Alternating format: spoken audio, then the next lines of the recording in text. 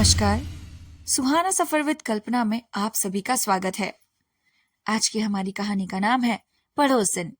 यह एक बांग्ला कहानी है जिसके लेखक है रविंद्रनाथ ठाकुर जी। कहानी को शुरू करने से पहले मैं आप सभी से अनुरोध करना चाहूंगी कि अगर आप हमारे चैनल पर नए हैं तो हमारे चैनल को सब्सक्राइब करें, लाइक करें और शेयर करें। आपको हमारी कहानी सुनाने का अंदाज कैसा लगता है हमें कमेंट करके जरूर बताइए। तो चलिए बिना समय को व्यर्थ किए कहानी शुरू करते हैं। मेरी पड़ोसिन बाल विधवा है। मानो वह जाड़ों की ओस भीगी पतझड़ी हरी सिंगार है। सुहागरात की फूलों की सेज के लिए नहीं, वह केवल देव पूजा के लिए समर्पित थी। मैं उसकी पूजा मन ही मन किया करता था। उसके प्रति मेरा मनोभाव कैसा था, उसे मैं पूजा के अनुरक्त किसी अन्य सुबोध शब्दों में प्रकट नहीं करना चाहता। दूसरों के सामने कभी नहीं, अपने प्रति भी नहीं। नवीन माधव मेरा बहुत घनिष्ठ एवं प्रिय मित्र है। उसे भी इस बारे में कुछ नहीं मालूम। इस प्रकार मैं अपने अंतर्मन में जिस आवेश को छुपाकर साफ सुथरा बना रखता था, उसके लिए भीतर ही भीतर गर्व का अनुभव भी करता। परंतु पहाड़ी नदी की तरह मन का वेग अपने जन्म शिखर से बंधा नहीं रहना चाहता। किसी भी रास्ते को अपनाकर वह बाहर निकलने की कोशिश करता है। इसमें अगर वह सफल नहीं हो पाता तो भीतर ही भीतर कसक उत्पन्न करता है। इसलिए मैं सोच रहा हूँ कि कविता में मैं अपने भाव को प्रकट करूंगा, लेकिन कुंठा की मारी लेखनी ने किसी तरह भी आगे बढ़ने न चाहा। बड़े आश्चर्य का विषय तो यह है कि ठीक इसी समय हमारे मित्र नवीन माधव को अचानक बड़े ही प्रबल वेग से कविता लिखने का शौक बढ़ने लगा। मानो अचानक भूचाल आ गया हो। उस बेचारे पर ऐसी देवी विपत्ति पहले कभी ना आई थी। इस कारण वह इस नवी नवेली हलचल के लिए बिल्कुल तैयार न था। उसके पास छंद तुक आदि की पूंजी नहीं थी। फिर भी उसका दिल छोटा ना हुआ। यह देखकर मैं दंग रह गया। कविता मानो उसके पास बुढ़ापे की नई दुल्हन की तरह हावी हो गई हो। नवीन माधव को छंद तुक आदि की सहायता और संशोधन के लिए मेरी शरण लेनी पड़ी। कविता के विषय नए नहीं थे, लेकिन पुराने भी नहीं थे। यानी उन्होंने बिल्कुल नवीन भी नहीं कहा जा सकता और काफी पुरातन भी नहीं। प्रेम की कविताएं थी, प्रियतमा के उद्देश्य में। मैंने उसको एक धक्के लगाते हुए पूछा, अरे आखिर कौन है वो? अरे बताओ भी। नवीन ने हंसकर कहा, ओहो, अभी भी उसका पता नहीं लगा पाया हूँ। नए लेखक को सहयोग देने में मुझे बड़ा संतोष मिला। नवीन की काल्पनिक प्रियतमा के प्रति मैंने अपने रुके आवेग का प्रयोग किया।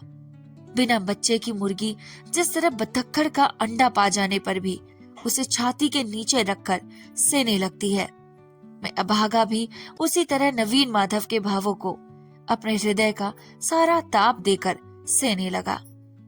अनाड़ी की रचनाओं का मैं ऐसे जोश खरोश से संशोधन करने लगा कि वे करीब करीब 15 आने मेरी ही रचनाएं बन गई। नवीन आश्चर्य से कहता, ठीक यही बातें हो तो मैं भी कहना चाहता था, पर कह नहीं पाता था।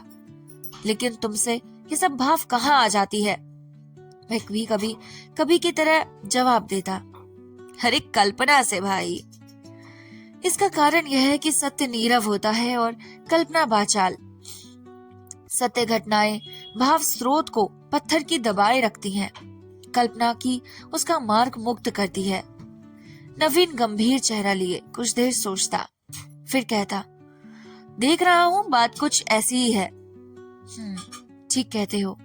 थोड़ी देर बाद सोचने के बाद फिर कहा, ठीक ही कहते हो, सही बात है। पहले ही बता चुका हूँ कि मेरे प्रेम में एक प्रकार का कातर संकोच है, इसलिए मैं अपनी बात कुछ भी नहीं लिख सका। नवीन को पर्दे की तरह बीच में रखने के बाद ही मेरी लेखनी अपना मुंह खोल सकी। रचनाएं मानो रस से पूर्ण हो, ताप से फटने लगी। नवीन बोला, यह तो तुम्हारी ही रचना है, इसे तुम्हारे ही नाम से प्रकाशित करें। मैंने कहा, भाई तुमने भी खूब कहा, मूल रचना तो तुम्हारी ही है, मैंने तो उसमें सिर्फ थोड़ा सा रद्दो बल दिया है। धीरे धीरे नवीन भी ऐसे ही समझने लगा। ज्योतिर्विद जिस प्रकार नक्षत्र के उदय की प्रतीक्षा में आकाश की ओर निहारा करती है, मैं भी उसी तरह कभी कभी अपने बगल के मकान की तरफ खिड़की की ओर देखा करता था।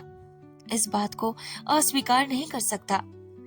कभी कभी भक्त का वह बेचैनी से देखना सार्थक भी हो जाता। उस कर्म योग में डूबी ब्रह्मचारिणी की सौम्य मुखश्री से शांत शीतल ज्योति झलमिलाकर क्षण भर में मेरे मन की सारी बेचैनी दूर कर देती। किंतु उस दिन सहसा मैंने ये देखा कि मेरे चंद्रलोक में क्या अब भी ज्वालामुखी जल रही है। वहां की सुनसान समाधि में डूबी पहाड़ी गुफा सा सारा अग्निदाह क्या अभी पूरी तरह बुझा नहीं है। उस दिन वैशाख के तीपहर को पूर्वोत्तर दिशा में बादल गिर रहे थे। उस घिरी हुई आंधी की बादलों भरी तेज चमक में मेरी पड़ोसन खिड़की के पास अकेली खड़ी थी। उस दिन उसकी शून्य डूबी घनी आंखें मैंने दूर तक फैली हुई एक कसक देखी। तो है मेरे उस चंद्रलोक की अब भी ताप है, अब भी वहां गर्म सांसों की हवा बहती है। वह देवताओं के लिए नहीं, मनुष्य के लिए ही है। उस दिन उस आंधी के प्रकाश में उसकी दोनों आंखों की तेज छटपटाहट उतावले पक्षी की तरह उड़ी चली रही थी, स्वर्ग की ओर नहीं, मानव हृदय के घोंसले की ओर। उत्सुक आकांक्षा से चमकती उस दृष्टि को देखने के बाद मेरे बेचैन मन को काबू करना मुश्किल हो गया। तब केवल दूसरों की कच्ची अनगढ़ कविताओं के संशोधन से मन नहीं भरा, मेरे अंदर भी किसी प्रकार का काम करने की चंचलता पैदा हो गई। तब मैंने ये निश्चय कर लिया कि बंगाल में भी विधवा विवाह प्रचलित करने के लिए मैं अपनी सारी चेष्टा का प्रयोग करूंगा। केवल व्याख्यान और लेख लिखकर नहीं, आर्थिक सहायता देने के लिए भी मैं आगे बढ़ा।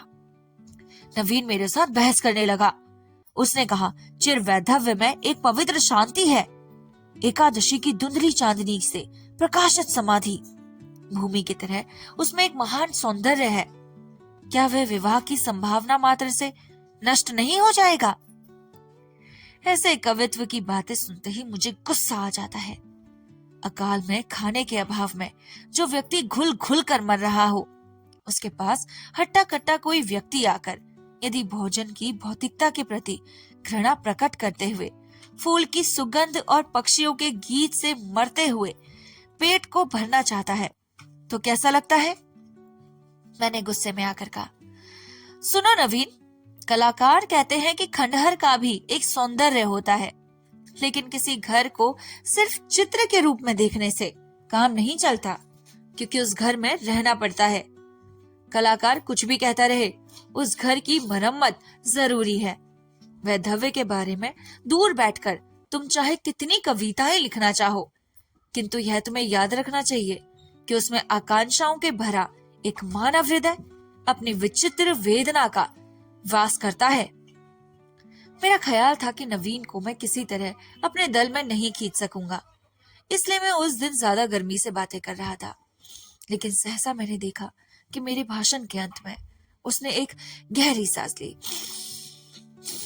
और मेरी सारी बातें मान ली। मुझे और भी बहुत सी अच्छी बातें करनी थी, पर उसने एक मौका ही नहीं दिया।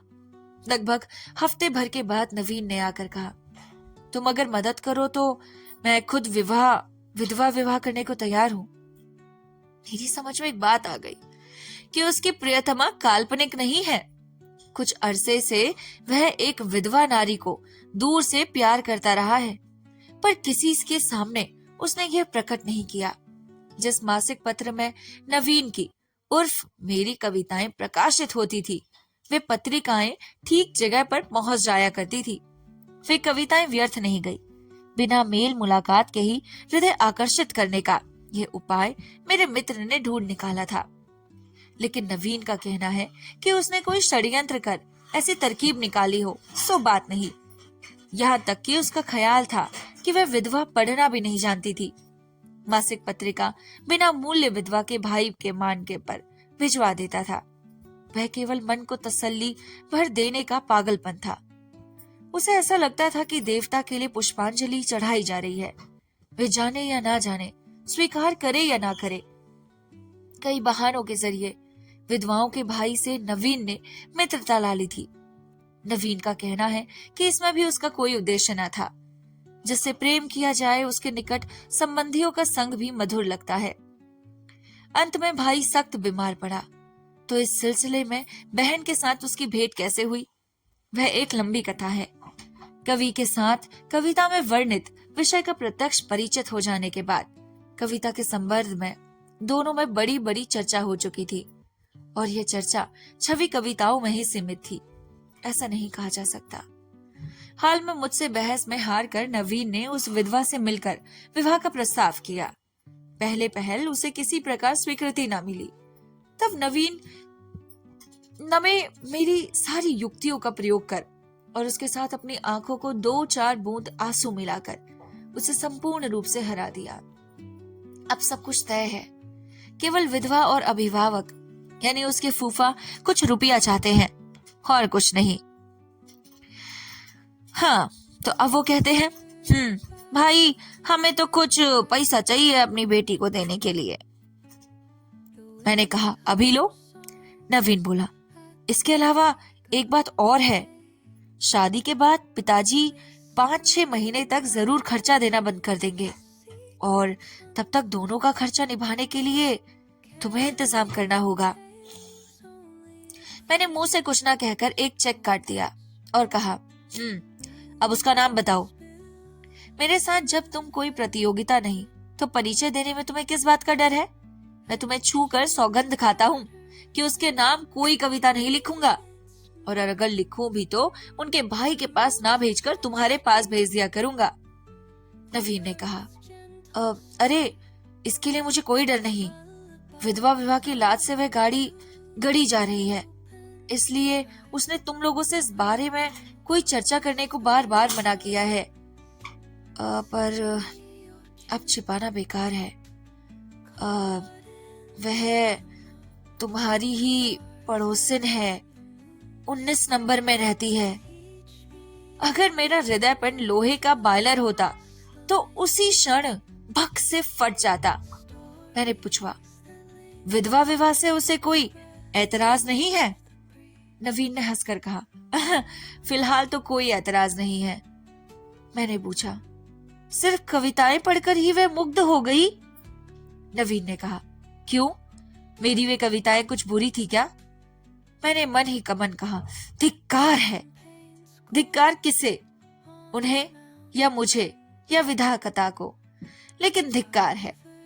अब इस कहानी में हमें यह तो समझ में आ गया कि हमारे जो लेखक है वह विधवा विवाह के बिल्कुल भी अगेंस्ट नहीं थे, बल्कि चाहते थे कि हर एक औरत का उसे सम्मान मिले। छोटी सी बच्ची जिसका पति बचपन में ही चल गुजरा, उसके बचपन में, तो अब उस बच्ची को अपनी जिंदगी को शुरू करने का क्यों अधिकार ना हो?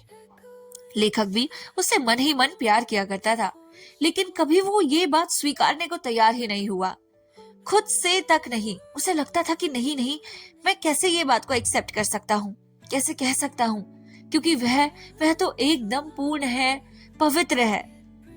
लेकिन जब उन्हें पता चला कि उन्हीं के दोस्त ने उस विधवा को फंसा लिया, तो लेखक को खुद के ऊपर ही धिक्कार आने लगा।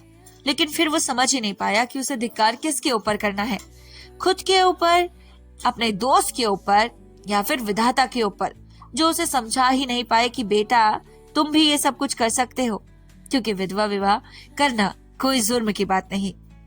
यह कहानी यहीं पर ही समाप्त होती है। आपको ये कहानी कैसी लगी हमें कमेंट करके जरूर बताइएगा।